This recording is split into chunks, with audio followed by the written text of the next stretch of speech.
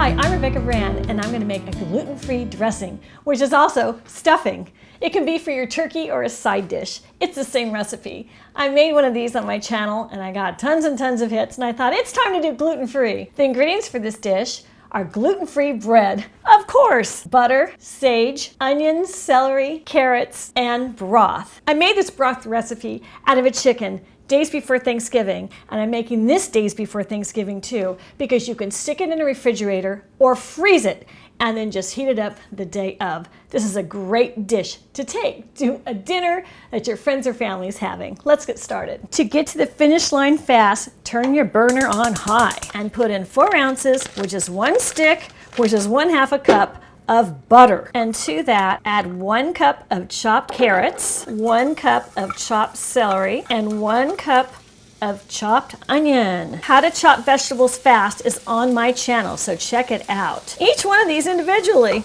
I got videos on that. Give that a stir. Now that's the minimum quantity of vegetables, but personally, I go all the way in. I add another cup of carrots, another cup of celery, and another cup of onions. And the reason I do that is because the vegetables are my favorite part of the stuffing. That's optional. And stir it around. This is going to take a good 20 minutes to cook. By cooking on high and coming around every 5 minutes, you're going to get a singed brown on those vegetables.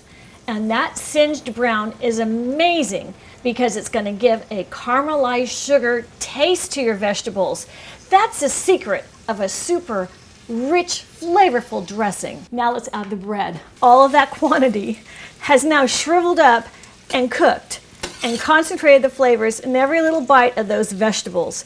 It's delicious. To that, I'm adding 2 teaspoons of sage and sprinkle up high so there don't get any lumps in it. 1 and 2. And now 2 teaspoons of salt. 1, 2. Mix it up, and here comes your bread. You could have used stale bread.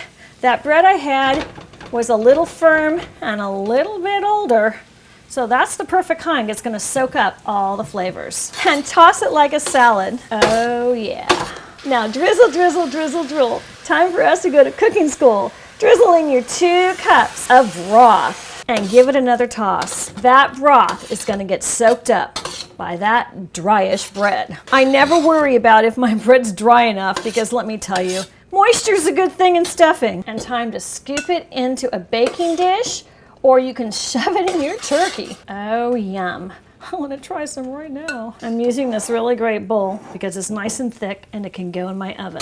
Cover it with foil, and this can go in the fridge for 2 days. So it's made ahead of time for Thanksgiving.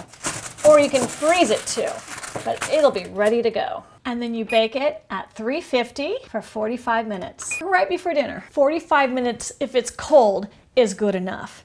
If it's warm, like I just did, you can have it in for 30 minutes. The last 10 minutes, I would take off that foil and have it crust up at 400 degrees to make it really pretty before you serve it. Oh yeah, that's beautiful. Time to try it.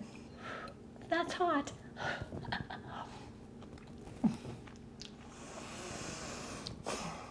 That's delicious. That's Thanksgiving in a bite.